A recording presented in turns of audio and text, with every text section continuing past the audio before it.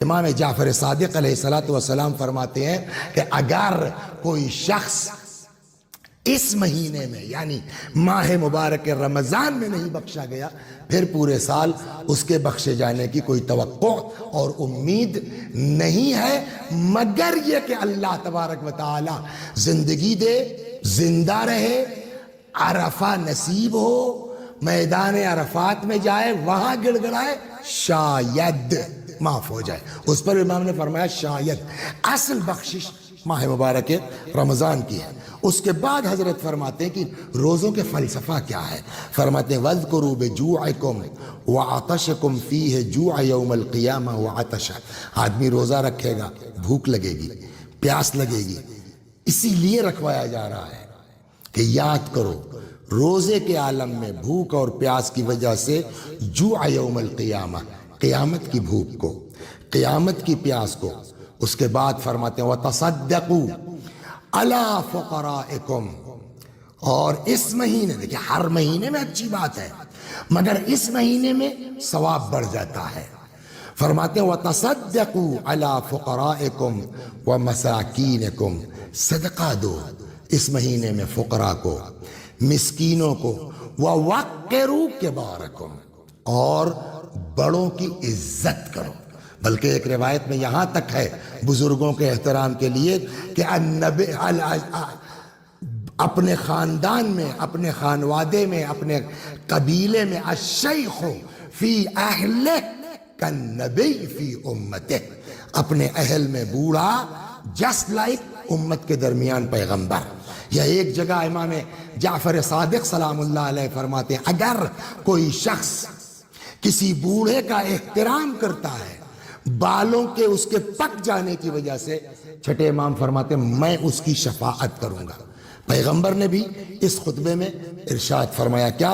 وَوَقِّرُوا كِبَارَكُمْ، ہر زمانے میں بزرگوں کا احترام ہونا چاہیے، اس مہینے میں اسپیشل۔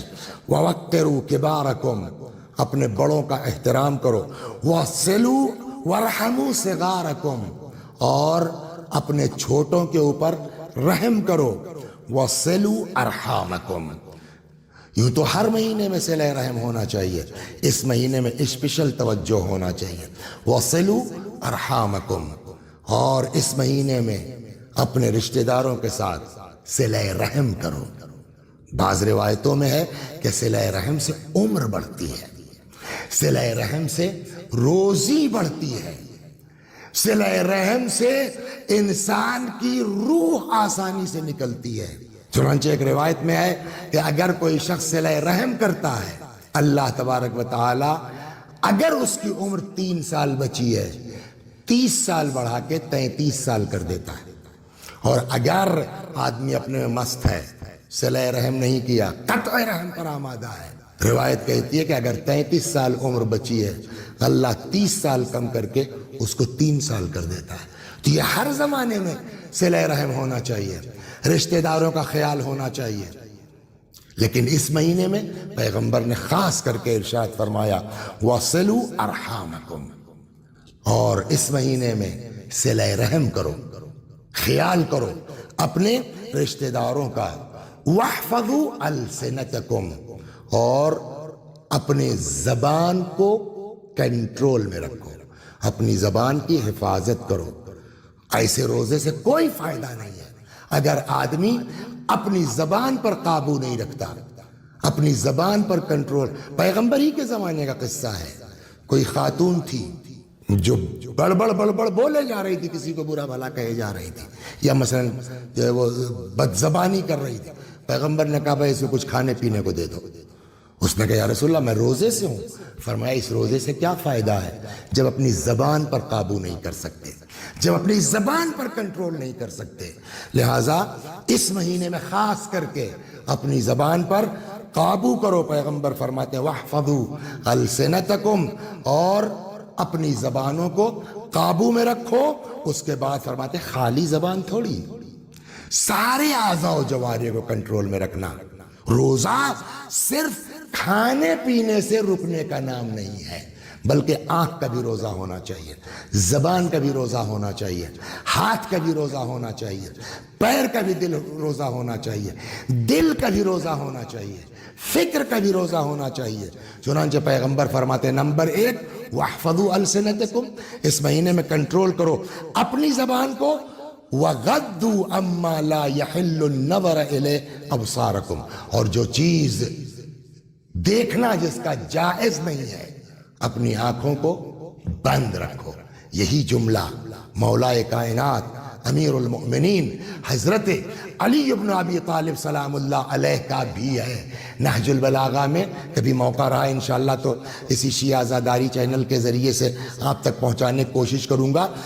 خطبہ حمام یا صفات متقین کے نام سے، وہاں جو متقیوں کے صفات امام نے فرمائے ہیں وہ یہی چیزیں ہیں۔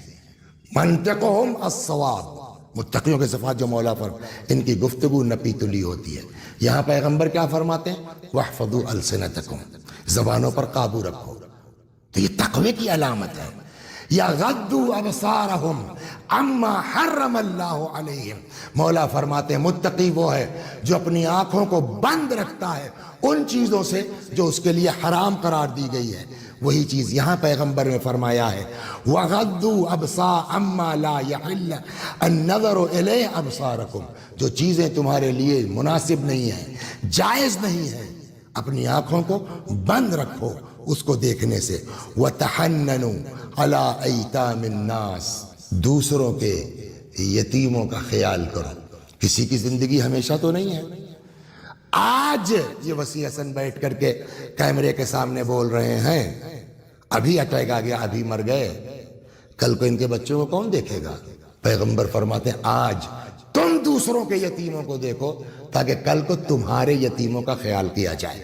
فرماتے ہیں وَتَحَنَّنُوا عَلَىٰ أَيْتَامِ النَّاسِ، لوگوں کے یتیموں کا خیال کرو کما یتحنن علی ایتامکم، جیسے تم چاہتے ہو کہ تمہارے یتیموں کو کا لحاظ کیا۔ یعنی آج تم دوسروں کے یتیموں کو دیکھو گے، کل کو اللہ تبارک و تعالی انتظام کرے گا، لوگ تمہارے یتیموں کا خیال کریں گے۔ وَتُوبُوا إِلَى اللَّهِ مِن ذُنُوبِكُمْ، اس مہینے میں اپنے اللہ کی بارگاہ میں اپنے گناہوں سے توبہ کرو۔ اور ایک بات پیچھے گزر چکی ہے کہ اس مہینے میں دعاؤکم مستجاب، تمہاری دعائیں مقبول ہیں، تمہاری دعائیں قبول ہیں۔ اور اب فرماتے ہیں کہ اس مہینے میں اپنے گناہوں سے توبہ کرو، تو توبہ قبول ہوگی نا۔ اور ادھر روایت کہتی ہے التائب من الذنب کمن لا ذنب لہ، گناہوں سے توبہ کرنے والا جسٹ لائک اس نے گناہ کیا ہی نہیں۔